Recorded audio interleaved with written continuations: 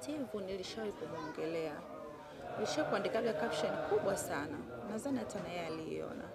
Nikasema huyu Steve mnaomtukana, mnaomdharau, siku akidondoka. Alafu tukapitia vitu fulani tutamkumbuka sana.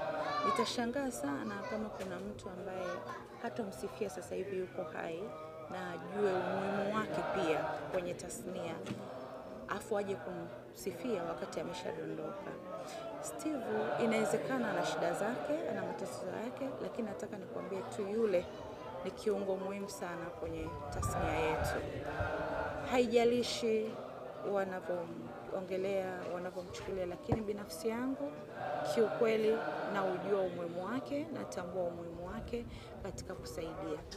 Mbali na yote, sio kwamba Steve ni tajiri sana au ana pesa sana kuwazidi wengine, lakini yule amezaliwa hivyo. Ana moyo wa kutoa, ana moyo wa kusaidia, na mimi ninamuomba kitu kimoja. Asemwe, afinywe, avutwe hivi, atukanwe hivi, asiache kusaidia wasanii. Sisi wasanii ni kuambia kitu kimoja. Sisi ni maskini, hatuna hela. Ila tunaweza kujikweza.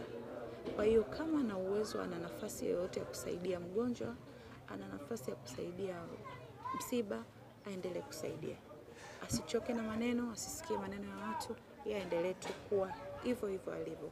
Kama anasaidia kupitia sijui waziri, sijui kupitia mtu gani, aendelee tu hivyo. Hicho ndio kitu ambacho naweza kusema kwa Steve, na upande wangu kama Wolper natambua yani uwepo wake katika kusaidia wasanii.